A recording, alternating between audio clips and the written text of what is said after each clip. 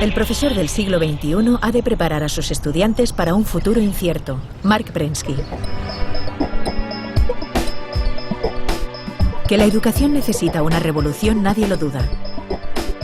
Las innovaciones que vivirá el mundo educativo acabarán desmontando todo el sistema que hoy en día forma a los ciudadanos en las escuelas e institutos.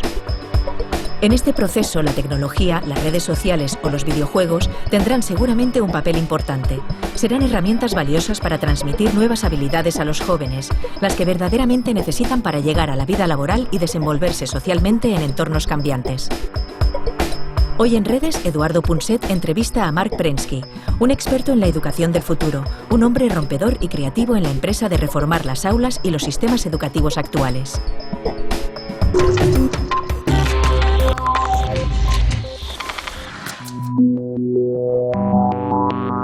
Los niños de hoy son distintos de lo que éramos los mayores de ahora, porque si somos distintos de lo que son los niños hoy, entonces no cabe ninguna duda de que hay que transformar, hay que cambiar el sistema educativo. Un sistema educativo no puede estar calcado para confabular o reproducir el pasado, sino que tiene que ser un sistema que permita a los niños del futuro conseguir el trabajo que buscan y que ahora no encuentran.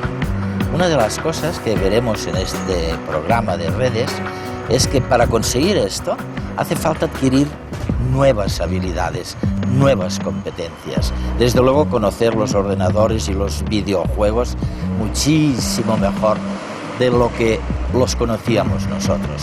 Pero también aprender a trabajar en equipo, saber algo de lo que significa la invención o la innovación disruptiva y sobre todo, por supuesto, saber gestionar las emociones básicas y universales con las que venimos al mundo.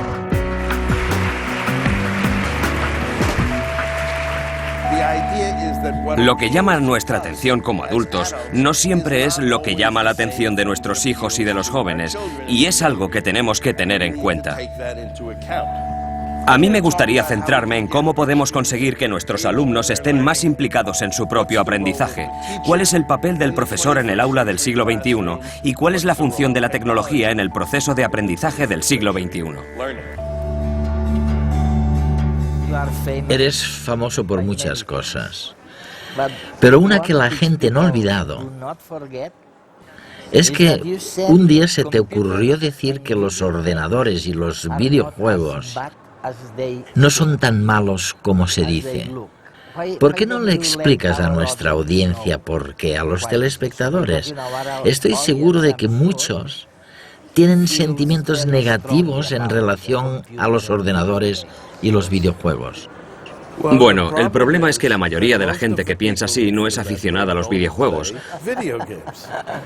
por lo que no tienen ningún conocimiento directo, simplemente escuchan lo que dice la prensa. Es cierto.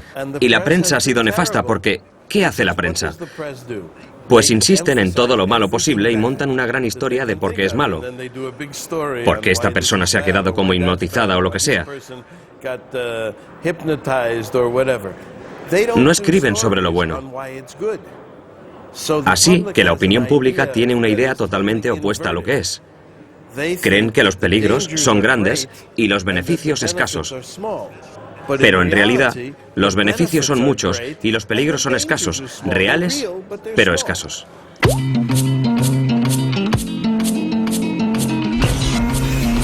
Los videojuegos son una forma de diversión que nos proporciona alegría y placer. Dan intensidad a nuestra vida, nos absorben y enredan porque nos implican apasionadamente. Los videojuegos son conflicto, competición, reto y oposición. Pero tienen reglas, lo que nos proporciona estructura y disciplina, y unos objetivos que nos dotan de motivación. De esta manera, sin darnos cuenta, nos presentan los resultados y las consecuencias de nuestros actos, ayudándonos a aprender sin aprender con la práctica y la repetición. La recompensa es poder pasar de nivel. Los videojuegos son interactivos. Con ellos hacemos algo, como correr, bailar, jugar al tenis o qué sé yo. Y también, a veces, nos enseñan a cooperar con los demás, que entran a formar parte de nuestro grupo social. Agudizan nuestra creatividad e ingenio, con pruebas a resolver y problemas de estrategia. Y cuando su historia nos toca la emoción, ello nos garantiza que no olvidemos lo aprendido. ¿Y cuáles son esos beneficios? Quiero decir, si reflexionamos un poco, ¿son mejores médicos ahora? ¿Mejores soldados? ¿Son mejores profesionales? Me refiero a los que han practicado videojuegos. Son todas esas cosas. Y lo interesante es que los que ahora tienen unos 30 o 40 años y que crecieron jugando con videojuegos, parece que son mejores médicos. Sobre todo aquellos médicos que operan por cirugía laparoscópica. Hay estudios de investigación que lo demuestran científicamente. Son mejores músicos, mejores constructores de montañas rusas, porque son literalmente constructores de montañas rusas, mejores hombres de negocios, mejores empresarios. Y la razón es que los videojuegos te enseñan a asumir riesgos. Aprendes a actuar a partir de un feedback. Aprendes a tomar buenas decisiones. Este tipo de cosas que luego transmitimos a todas nuestras profesiones. Los que juegan con ordenadores y videojuegos parecen como muy taciturnos, parecen reservados. Me pregunto si de alguna forma podemos aprender a conocerlos mejor. Dicho de otro modo, si podemos utilizar los ordenadores y los videojuegos para relacionarnos mejor con ellos. Es algo que durante mucho tiempo no hemos hecho. Creo que fue una oportunidad perdida. Siempre lo he pensado. Conseguir que los padres y sus hijos jugaran al mismo juego, cada uno con distintas habilidades adaptadas a su edad. Empezamos un poco con la Wii. Los de Nintendo sacaron la Wii y diseñaron deliberadamente un juego al que pudieran jugar juntos abuelos, padres e hijos. Y pienso que tienes toda la razón, es lo que debería pasar.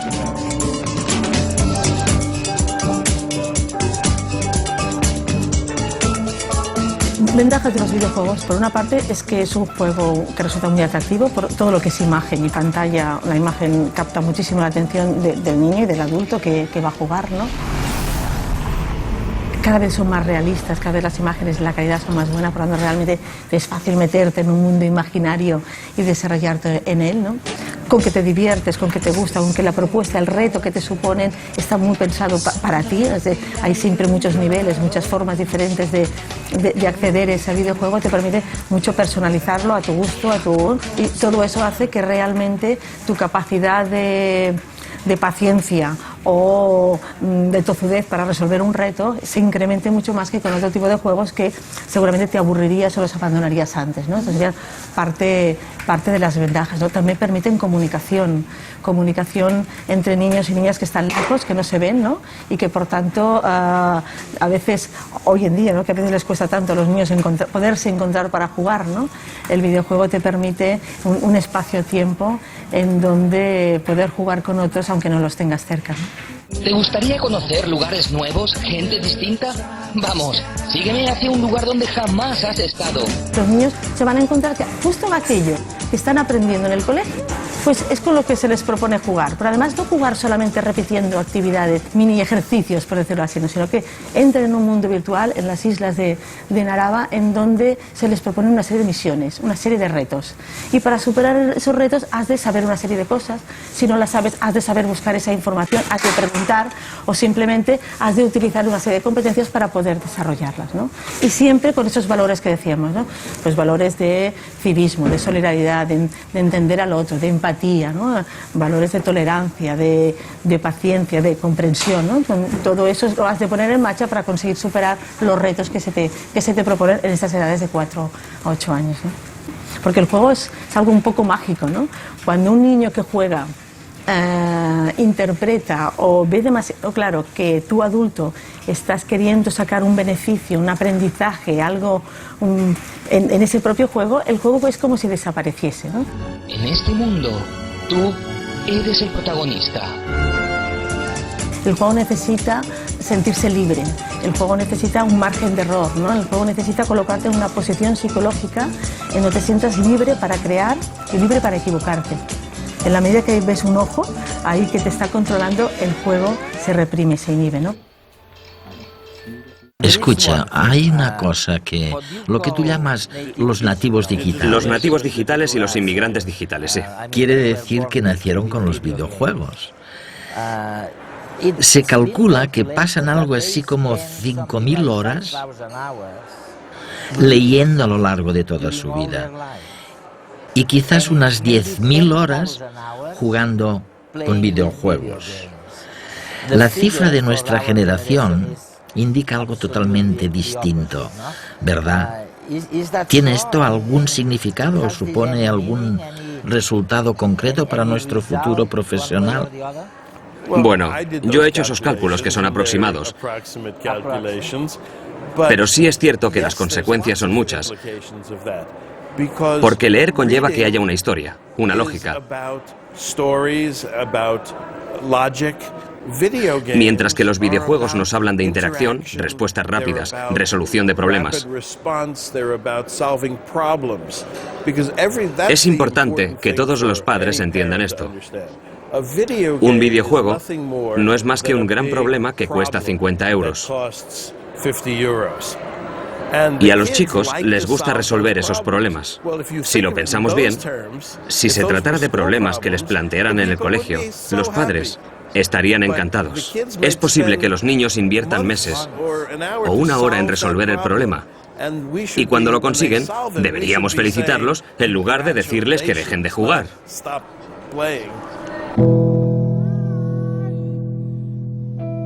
Es decir, un nativo digital se llama aquel niño que ha crecido rodeado de ciertos elementos tecnológicos. Puede ser en casa, equipos de audio, smartphones, ordenadores portátiles. Toda esta tecnología que para nosotros ya es común, tanto en nuestras casas, en este caso en nuestro colegio, ellos no les ha supuesto una nueva incorporación. Han nacido envueltos de todo esto. Yo pongo siempre un ejemplo. Antes comprabas un aparato electrónico y lo primero que hacías era sacar el libro de instrucciones y leértelo. Ahora, cualquier alumno de los nuestros saca cualquier dispositivo tecnológico de una caja y automáticamente lo pone en marcha. Bueno, yo creo que la diferencia principal en lo que se ha dado en llamar un nativo digital y una persona de otra generación anterior que se ha incorporado a la tecnología a su vida posteriormente es que esa tecnología la va a asumir o la va a hacer suya con mucha mayor dificultad porque es desconocida y además porque necesita crear la necesidad de darle un uso. Es decir, nosotros antes teníamos todos un teléfono en casa y era el único teléfono que había en toda la casa y además iba enganchado a un cable. Cuando aparecieron los primeros teléfonos móviles, había gente a favor y en contra de llevar un teléfono móvil. Gente que creía que lo iba a necesitar y gente que no. Hoy, el gran tanto por ciento de la población lleva un teléfono móvil. Antes te podías plantear si para tu trabajo ibas a utilizar un ordenador o no. Ahora, un porcentaje muy alto de la población utiliza ordenadores y nadie se pregunta si lo necesita o no. Se han ido incorporando esos medios a base de crear una necesidad previa. Pero eso ha supuesto un gran esfuerzo porque han necesitado un aprendizaje a posteriori para manejar estos dispositivos. ¿Podríais vivir sin todos estos cacharros? No. Pero ¿cómo quedar con los amigos? Yo no sé cómo lo hacíais antes, pero...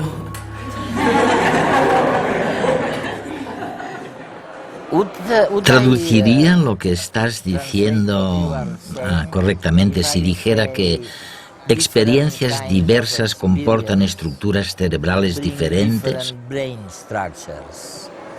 ¿Y que la estructura cerebral de alguien que ha crecido con los videojuegos es diferente de la del que no lo ha hecho? ¿Que es distinta? Bueno, sin duda es verdad lo que dices, pero lo que todavía no sabemos es cómo y qué significa. Hasta la fecha, nuestros conocimientos sobre el cerebro son todavía muy escasos en ese campo. Lo que sí sabemos es que, independientemente de cuáles sean, las experiencias que vivimos influyen en nuestro cerebro. Así como los músicos tienen cerebelos de mayor tamaño, si repetimos algo una y otra vez, esta repetición influirá en nuestra capacidad de hacerlo. Los aficionados a los videojuegos suelen tener mejor visión periférica, muestran una mayor concentración visual, quizás tengan mayores habilidades para la resolución de problemas, no lo sabemos. Es fantástico, ¿no? En cualquier caso, sí sabemos, porque se han hecho estudios sobre este tema, que los taxistas de Londres tienen un hipocampo de mayor tamaño que cualquier ciudadano medio de la ciudad. Y debido justamente a Tienen este que aprenderse esfuerzo, todo eso, sí. tienen que aprenderlo de memoria. Hay otra cosa que preocupa mucho a la gente, ¿sabes? Tienden a decir, bueno, los nativos digitales tienen tantas pantallas, la pantalla del vídeo, la del teléfono, la del ordenador, que son incapaces de mantener la atención. No saben concentrarse en un problema único. ¿Qué opinas de esta opinión? ¿Es verdadera? ¿Es errónea? ¿Por qué pasa? No creo. Pienso que se pueden dar distintas respuestas a esta pregunta. Creo que no es una pregunta fácil. En primer lugar, lo más importante para una persona joven, igual que para una persona mayor, es la atención. La gente que presta atención a muchas cosas distintas a la vez ha aprendido a dividir su atención y por eso comentan, vale, no necesito centrarme únicamente en esto porque puedo hacerlo igual. Hemos llevado a cabo experimentos en ese sentido. Uno famoso es aquel en el que hay unos niños que ven la televisión solos. Se trata de niños pequeños. Y otros que ven la televisión, pero estando delante de un videojuego. Los niños que están delante del videojuego juegan, pero tanto unos como otros saben perfectamente qué está pasando en la televisión. Porque la mayoría de las cosas no requieren toda nuestra atención. Lo que requiere toda nuestra atención es el tiempo o las urgencias, porque se produce una gran descarga de adrenalina y la adrenalina nos exige que nos centremos. Pero en la mayoría de los casos, la gente lee varios libros a la vez, hace distintas cosas a la vez, piensa en varias cosas simultáneamente, quizás escucha música, puede que conduzca escuchando la radio, muchas cosas.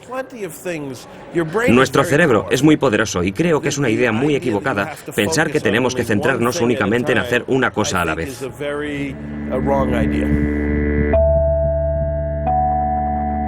En una clase tradicional, las clases eran como mucho más uniformes, mucho más dirigidas y mucho más pautadas desde el comienzo del día hasta el final del día. La incorporación de la tecnología lo que ha permitido ha sido una atención a la diversidad enorme en el aprendizaje dentro del aula. De tal manera que puedes tener un alumno o un grupo de alumnos realizando una actividad, otro grupo de alumnos realizando otra actividad y cada uno está aprendiendo algo diferente en ese momento. La tecnología nos ayuda a saber cooperar con los demás, a acceder a la información, a realizar tus propias presentaciones, tus propios diseños. O bien, nos sirve de apoyo para aprender otros idiomas o a leer. La tecnología es parte de nuestro mundo y del mundo del trabajo. Por eso la educación tiene que adaptarse a las necesidades futuras de estos alumnos. Si no sabes usar un ordenador, pocas cosas podrás hacer. Y también, no sé, aprender a usarlo y las diferentes opciones que tienes con internet y con un ordenador. Es evidente que existen riesgos.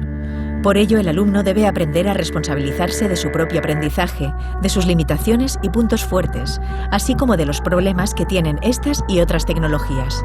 Podríamos estar hablando desde peligros reales que hay en internet, peligros a la hora de mostrar datos personales o tu intimidad, peligros a la hora de que también ese internet te haga perder una visión, digamos, de la realidad. Todo eso es lo que tenemos que enseñarles a los chavales, porque internet no va a desaparecer, van a tener que convivir con ella y a medida que crezcan tendrán que adaptarse y utilizarlo adecuadamente. El cambio que está pidiendo la educación ha de ser realista, adaptado al momento actual. necesitamos pensar en un cambio en el sentido de crear un nuevo proyecto pedagógico distinto que nos permita la aplicación de la tecnología en esa enseñanza individualizada, en esa aparición de nuevas emociones, en el trabajo de las inteligencias múltiples. No podemos estar con métodos del siglo XIX en aulas del siglo XXI. Y el gran reto es formar y preparar a nuestros alumnos probablemente para profesiones que todavía no conocemos. Escribiste algo así en algún sitio. Hablabas de un estudiante que no prestaba atención y tú dijiste que no era un problema de déficit de atención, sino simplemente que el estudiante no escuchaba. Sí. ¿Qué querías decir exactamente? Quiero decir que no es que los niños no puedan prestar atención. La gente se equivoca cuando los culpa de no ser capaces de estar atentos durante un buen rato. Lo que pasa es que los niños deciden no prestar atención. Si reúnes a un grupo de niños que tú crees que les cuesta estar atentos en la escuela y en cambio los colocas delante de una película que dura 3 horas pero que realmente les interesa, la mirarán y estarán atentos durante 3 horas o ante un videojuego o cualquier otra cosa que les resulte atractiva, pero les cuesta estar atentos cuando se trata de aprender a la vieja usanza. Muchos chicos dicen que cuando van al colegio y entran en el edificio tienen que desacelerar. Y no se refieren a los aparatos que llevan consigo, sino a su cerebro. Quieren decir que pueden hacer cosas mucho más poderosas fuera del colegio que dentro. Llevan consigo herramientas muy potentes. Quieren que su educación les permita no solo utilizar dichas herramientas, sino hacerlo de verdad. Algo muy distinto de lo que escuchamos decir sobre qué es importante en educación.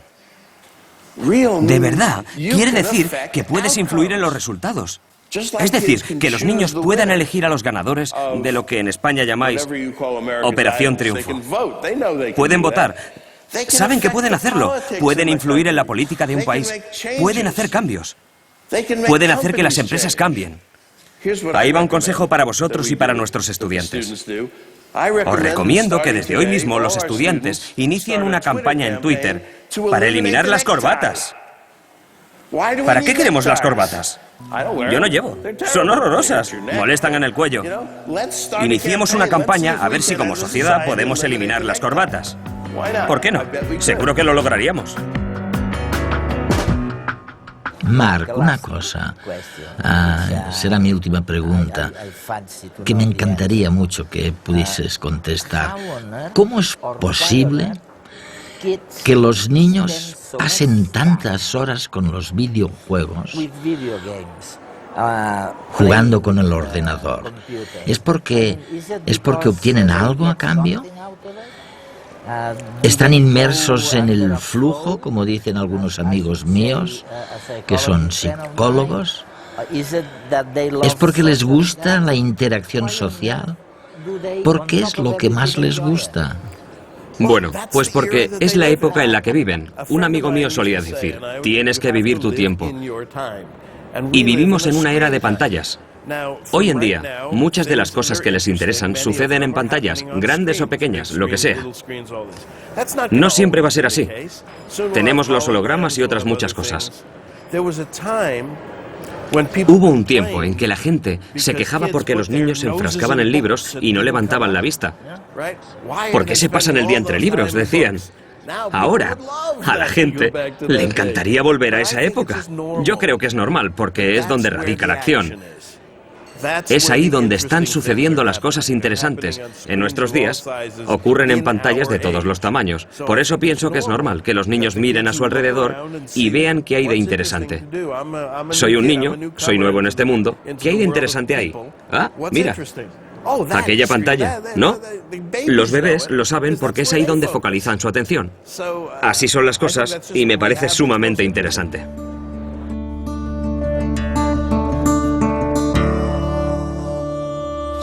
El deber de las escuelas, en mi opinión, es motivar a los chicos. Este es el motivo por el que no van a dejar de existir los profesores. Es la razón por la que no van a perder sus trabajos, ya que muchos están aterrados en ese sentido. Su trabajo es darles luz. ¿Tienen nuestros hijos trastorno por déficit de atención? Esto es lo que muchos creen. Les damos Ritalin y otros fármacos. Esto es lo que dicen nuestros hijos.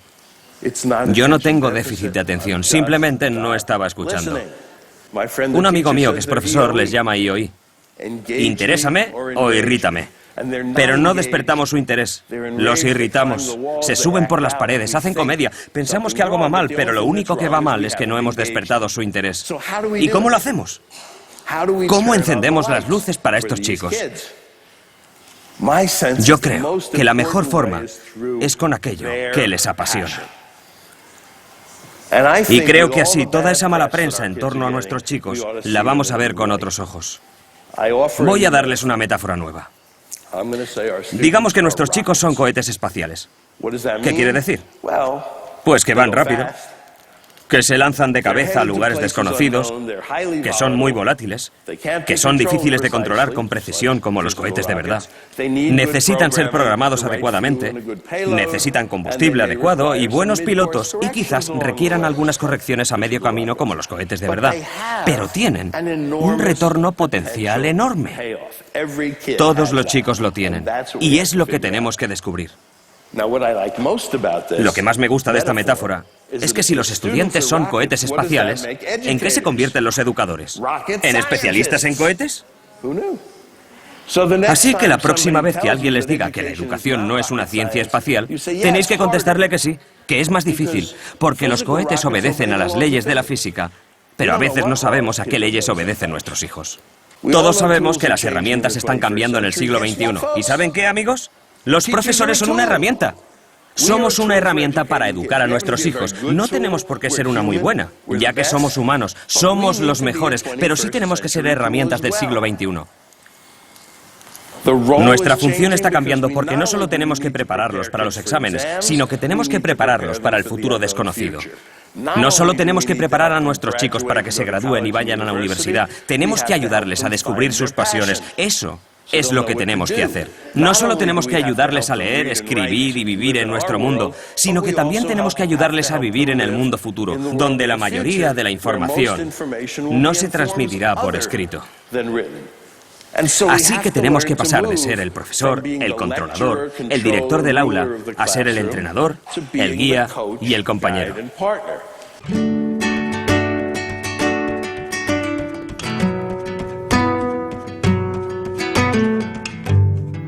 Yo no creo, sinceramente, que haya un descubrimiento mayor que el que se está haciendo en estos meses, en estos años. Y es el saber que podemos incidir, que podemos transformar la estructura cerebral de los jóvenes mediante una nueva educación.